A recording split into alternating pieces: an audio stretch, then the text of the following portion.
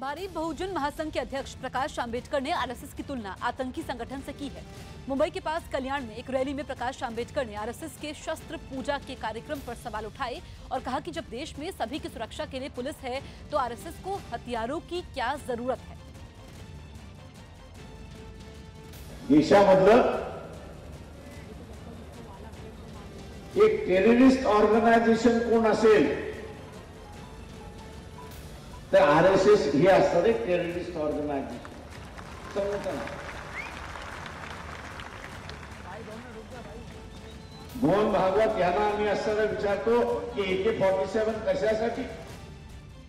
उत्तराखंड के चंपावत में एक शव यात्रा को लेकर जा रही गाड़ी खाई में गिरने से हादसे का शिकार हो गई। दावा किया जा रहा है कि इस हादसे में 9 लोगों की मौत हो गई, जबकि कई लोग गंभीर रूप से घायल हो गए। जिसकी जानकारी मिलते ही मौके पर आसपास रहने वाले लोगों के साथ ही बचाव दल की टीम भी पहुंच गई और खाई में गिरी गाड़ी से लोगों को बाहर निकालने की कोशिश करने लगे। आराम से गहरी खाई में गिरी गाड़ी से लोगों को निकालने के लिए बचाव दल को भी काफी मुश्किलों का सामना करना पड़ा।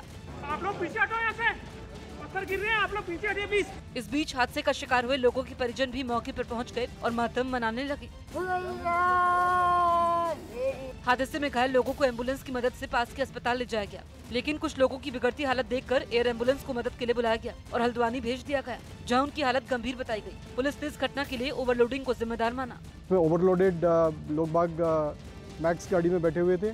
साथ ही साथ में सड़क में बरसात के कारण में सड़क की भी थोड़ी कमी है। इस बीच मौके पर आसपास के लोगों की भारी भीड़ भी जुट गई, जिसकी वजह से बचाव दल को काफी परेशानियों का सामना करना पड़ा। केंद्रीय कैबिनेट की बैठक रद्द। दिल्ली में आज होने वाली केंद्रीय कैबिनेट की बैठक फिलहाल टाल दी गई। बिहार के पश्चिम चंपारण जिले के वाल्मीकि नगर टाइगर प्रोजेक्ट के नौरंगिया दोन दंगल में 2 होमगार्ड जवान की हत्या कर दी गई। नेशनल हेराल्ड अखबार को सरकारी बिल्डिंग खाली करने के हाईकोर्ट की सिंगल बेंच के आदेश को चुनौती देने वाली AGL की याचिका पर आज हाईकोर्ट में सुनवाई होगी।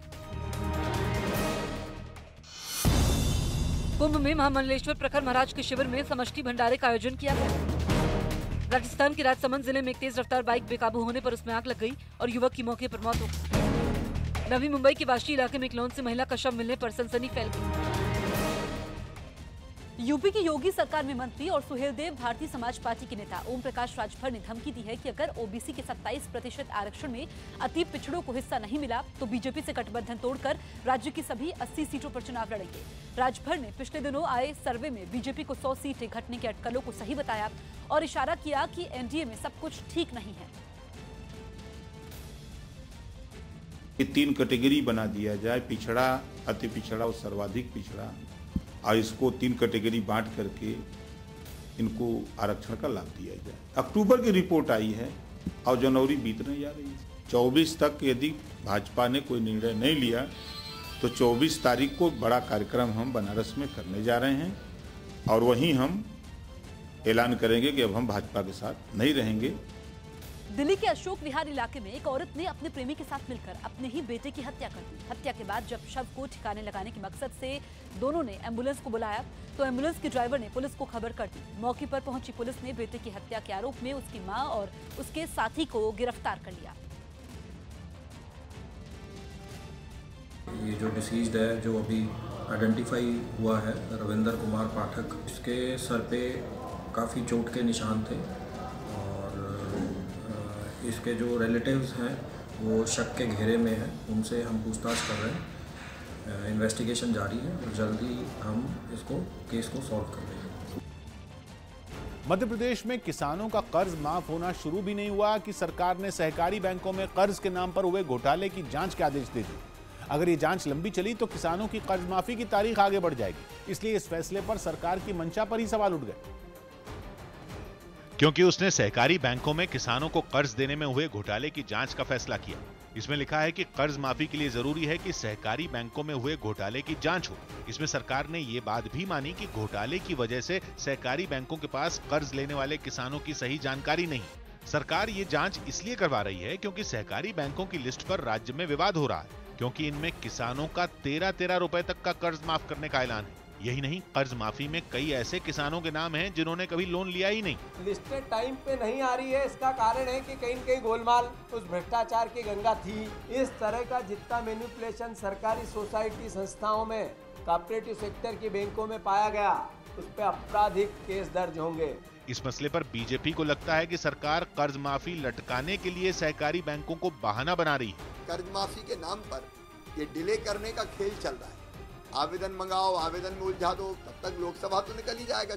खबर है कि सहकारी बैंकों में घोटाले की जांच लंबी चली तो किसानों की कर्ज माफी की तारीख 22 फरवरी से और आगे बढ़ जाएगी। मुंबई में कार्यक्रम के समय केंद्रीय मंत्री नितिन गडकरी ने बड़ा बयान दिया, जिस पर जमकर सियासत हो रही है। अपने बेबाक अंदाज के लिए मशहूर नितिन गडकरी ने जनता से वादा खिलाफी करने वाले नेताओं को आड़े हाथ लिया और उन्हें लोगों से किए गए वादे पूरे करने की नसीहत दे दी। सपने दिखाने वाले लोग, नेता लोगों को अच्छे लगते हैं, पर दिखाए हुए सपने अगर पूरे नहीं किए तो जनता उनकी पिटाई भी करती है। इसलिए सपने वही दिखाओ जो पूरे हो सकते हैं। और मैं सपने दिखाने वाले में से नहीं हूँ। अब मैं जो बोलता हूँ 100% डंकी के चोट पर पूरा होता है। जिसके बाद कांग्रेस ने गडकरी के बयान के सियासी मायने निकालने में देर नहीं लगाई और कांग्रेस नेता प्रियंका चतुर्वेदी ने तंज कसते हुए लिखा कि जहां ये तेरी नजर है नितिन जी, हमें खबर है। वहीं आरजेडी नेता तेजस्वी यादव ने भी इसी लहजे में प्रतिक्रिया दी और लिखा कि ठीक बा। जबकि AIMIM चीफ ओवैसी ने इस बयान को सीधा PM से जोड़ दिया और लिखा कि प्रधानमंत्री जी, नितिन गडकरी आपको बड़ी ही बारीकी से आईना दिखा रहे हैं।